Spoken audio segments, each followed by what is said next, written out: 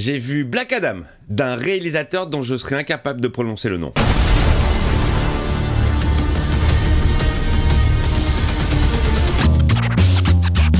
Hey, salut tout le monde, c'est Miko, j'espère que vous allez bien. Bienvenue dans cette nouvelle vidéo Humble Avis dans laquelle je vais vous partager mon avis justement sur le film Black Adam qui est sorti aujourd'hui et que j'ai la chance de voir hier soir en avant-première au Grand Rex. J'étais en bande, on était bien. Dédicace à Redouane, Nero, Joseph Ali, Merej et mon ami Azrael, ActuDC, qui m'a invité à découvrir ce film. Pour commencer, on va peut-être résumer l'histoire. Ça va être très compliqué de vous résumer le film. L'intro se passe 2600 ans avant Jésus-Christ, à Kandak, voilà, où il y a une espèce de roi qui oppresse le peuple et qui l'oblige à creuser dans la terre pour trouver un espèce de minerai particulier pour lui fabriquer une couronne qui lui conférera des pouvoirs. Et parmi ce peuple, un jeune enfant va se rebeller contre ses oppresseurs. Cet enfant va être choisi par des sorciers magiciens qui vont eux-mêmes lui conférer des pouvoirs et cet enfant deviendra Black Adam, revenu 5000 ans plus tard sur notre planète pour défier le mal à nouveau qui veut asseoir sa suprématie sur le monde.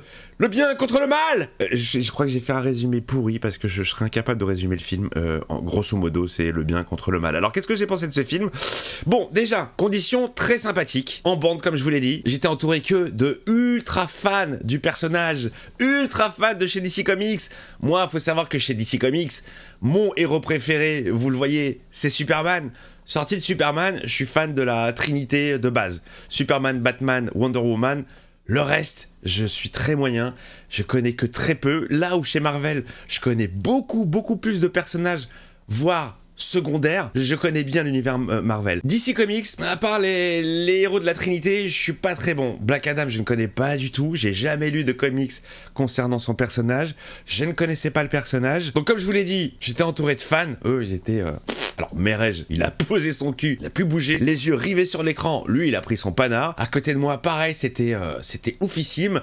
Moi, je vais être un peu plus nuancé les amis. J'ai pas passé un excellent moment. Je vais vous dire pourquoi. J'étais fatigué, donc j'ai pas mal piqué du nez, mais ça n'a aucun rapport au film. J'étais vraiment très fatigué, donc je piquais un peu du nez, mais alors très difficile de s'endormir au Grand Rex. Parce que les gars, si vous mesurez plus d'1m10, va y avoir un souci pour vos jambes. Niveau confort, c'est pas vraiment ça, hein. La salle est magnifique, l'écran qui se descend au début, l'animation est toujours aussi jouissive, l'écran est toujours aussi impressionnant, mais ouais, le confort de l'assise au niveau des jambes, c'est très compliqué. Je voyais le connard Joseph Ali à côté de moi qui savait plus où se mettre. Mis à part le fait que j'ai piqué du nez, j'ai pas super apprécié le film. Le souci, c'est qu'on arrive après une vingtaine d'années où on est abreuvé de films de super-héros, en veux-tu, en voilà, principalement à cause de Marvel. Je dis à cause parce que moi je commence vraiment à faire une overdose les amis. Je suis ultra passionné par le sujet, je suis ultra passionné par la thématique des super-héros, mais là, même moi, je commence vraiment à ne plus en pouvoir. Et le problème que j'ai avec ce film, c'est que j'ai l'impression d'avoir vu ce film à peu près 2000 fois. Les pouvoirs ne sont pas un don, mais une malédiction. Aucune originalité dans la réalisation. La réalisation, elle est d'une platitude. Alors attention, hein, c'est hyper propre. C'est carré, c'est propre, mais il n'y a aucune patte, il n'y a aucune touche. Ça aurait pu être réalisé par Jean-Jacques ou Stéphane. Voilà, le taf est fait. Mais aucune touche spéciale, aucune patte de réalisateur. Ça veut lorgner du côté de Zack Snyder avec du ralenti, en veux-tu, en voilà. Mais malheureusement, j'ai envie de vous dire les amis, n'est pas Zack Snyder qui veut, et ça se ressent vachement, énormément de ralenti, et c'est un film qui m'a fait penser à 1000 autres films. J'ai vu du 300, j'ai vu du Iron Man, j'ai vu du Man of Steel, j'ai vu du X-Men, j'ai vu du Magneto, j'ai vu du Constantine. Là, tout ce que je vous dis les amis, ça ne concerne évidemment que moi, c'est mon avis personnel à moi. Histoire manichéenne au possible, les méchants contre les gentils, le bien contre le mal, beaucoup de dialogues un petit peu écrits par un enfant de 4 ans. Oui, le mal, oui, le bien, la magie, les pouvoirs, je suis un héros, je dois protéger, non. Ils sont nés de ma rage. Bon, ça va, c'est pas très subtil, c'est pas très fin. Mais, d'un autre côté, les amis, je vais pas vous mentir, je me suis pas non plus ennuyé. J'ai passé un plutôt bon moment, voilà, y a rien d'innovant, mais c'est pas non plus dégueulasse. Donc je pense que si vous allez voir ce film pour avoir votre dose d'action, alors là les amis, je vous le dis, vous n'allez pas être déçus. De ce côté-là, le film est ultra généreux. C'est Noël, vous voulez de la fight, vous allez en avoir principalement pendant tout le film. Il y a quasiment que de l'action. Plutôt bien foutu, je dois le dire. Franchement, c'est bien exécuté, mais voilà, il n'y a pas de transcendance. Il y a un plan plutôt intéressant à un moment donné. Tout le monde en a parlé, donc je vais en parler également, mais c'est vrai que c'est le plan un peu sympa, où tu as la caméra qui filme l'action, et en fait l'action se reflétait sur un casque. Voilà, donc la caméra recule, et ça le fait à l'infini, parce que en fait le mec se démultiplie un peu à l'image de Doctor Strange. D'ailleurs c'est le Doctor Fate qui a un peu les mêmes pouvoirs, je trouve. C'est parti. Cette espèce de dimension miroir, comme ça, interprété par Pierce Brosnan. Je vais vous parler un peu des acteurs. Alors The Rock, le gars, on sent que c'est son projet, hein. On sent que, bon bah il est producteur sur le film, mais on sent vraiment que c'est son kiff ultime. Il est en train d'interpréter le héros qu'il a toujours voulu interpréter. C'est son bébé, il est dans ses bottes, et tu sens que lui, il prend un panard pas possible, et pour le coup, ça fait plaisir. Ça fait vraiment plaisir de voir que le gars s'investit dans le rôle, le gars s'investit dans la prod, et le gars, c'est grave investi à essayer de faire revenir Man of Steel, aka Henry Cavill, dans l'écurie DCU, alors que bon, c'était pas gagné vu qu'il n'était plus sous contrat. Et j'ai l'impression que c'est chose qui est en train d'être faite, chose qui est en train d'être réussie. Donc rien que pour ça, le gars a réussi à faire boucher DCU comme personne n'a réussi à le faire auparavant. Donc rien que pour ça, énorme respect à The Rock, qui est vraiment à fond dans le rôle. J'ai pas pris mon passeport. Pas besoin de passeport. Nous sommes la Justice Society. Pierce Brosnan, Monsieur James Bond, Monsieur Remington Steele, toujours aussi beau gosse les gars, prestance de ouf, petite barbichette blanche, classe. Le costume, alors il est ultra accurate aux comics, parce que moi je posais des questions à David ActuDC pendant la séance, parce que je connaissais pas le personnage. Il me disait oh ouais, il est super accurate, le costume il tue sa mère. Moi j'ai un peu plus de réserve, ne connaissant pas le personnage. Je trouve qu'il n'y a pas d'unité entre les héros, il y a une espèce de patchwork, chacun a son style. Lui, on ne comprend pas bien les origines de ses pouvoirs, on comprend pas bien l'origine de ce personnage. Je suis pas fan du look. Le côté, je mets mon casque, j'enlève mon casque, je remets mon casque, j'enlève mon casque pour bien montrer que je suis Pierce Brosnan, qu'on m'a payé cher et qu'il faut rentabiliser un peu mon visage pour le prix que les producteurs ont payé. Alors il y a d'autres personnages ultra secondaires comme Atom qui se transforme en une créature gigantesque, géantissime. Alors ça, les effets d'agrandissement, je trouvais ça ultra propre, ultra crédible. C'est le personnage, j'ai un peu plus de mal, ou plutôt l'acteur, je ne sais pas qui c'est. Je trouvais que ça faisait vraiment, on avait tout mis dans The Rock et Pierce Brosnan, et pour le reste du casting, j'ai l'impression qu'on est allé chercher un peu à droite à gauche. Alors, si ça se trouve, les gars sont hyper reconnus dans leur talent et dans ce qu'ils font. Moi, perso, je les connais pas.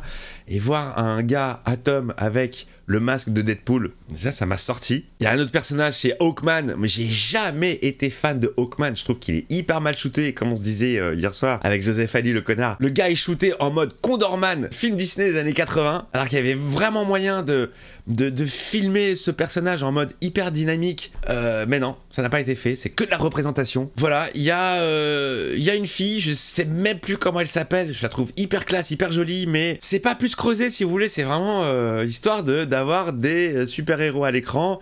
On sent qu'on n'a pas eu les moyens d'avoir du lourd de chez très lourd, donc on va taper un petit peu dans la seconde zone des super-héros. C'est un petit peu dommage que ces personnages n'aient pas été plus creusés que ça. Je connais pas leur origine, je connais rien.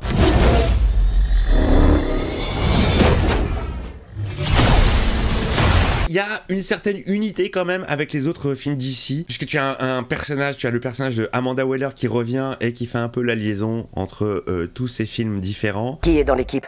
Franchement, moi j'ai aimé toute la première partie du film qui m'a vachement fait penser à 300, sur le côté ralenti, avec le traitement de l'image. J'ai bien aimé les origines du personnage de Black Adam. De l'humour, il y en a, mais alors attention, l'humour il est pas lourd. Franchement, il est pas lourd. Je pense à une scène en particulier qui rend hommage au film western de Clint Eastwood. Et cette scène est super drôle, sans qu'elle soit lourde, par exemple. Voilà, cette scène est assez subtile, je trouve. Les effets sont vraiment très très propres, sont super propres, mais je trouve qu'il y en a un peu trop. J'ai été un petit peu noyé dans une bouillie numérique à la fin. beaucoup de numérique. Quelques easter eggs de ci de là qui vont vraiment ravir les plus grands fans d'entre vous. Je vais pas vous spoiler, hein, mais c'est des petits rappels à d'autres personnages qu'on a connus, filmés de façon assez intéressante pour le coup. Et une scène post-générique, les amis, qui moi m'a mis les poils, évidemment. Je vais pas rentrer dans les détails si vous n'avez pas vu le film. En même temps, vous devez savoir à peu près de quoi je parle. Je n'ai pas été déçu, et rien que pour ça, merci The Rock. Merci The Rock, même si j'ai pas vraiment apprécié le film. C'est un film important pour la suite de ce qui va se passer dans l'écurie Warner DC Comics, parce que ce film est un peu la base de ce qui va devenir le nouveau Warner, qui a changé de dirigeant, comme vous le savez. Donc ça a été un peu le bordel. C'est un film qui a été réécrit maintes et maintes fois, et franchement il s'en sort plutôt pas mal. C'est assez cohérent, très bonne musique, hyper épique, qui accompagne bien le film. Voilà, donc j'ai pas passé un super moment, j'ai pas non plus passé un moment horrible.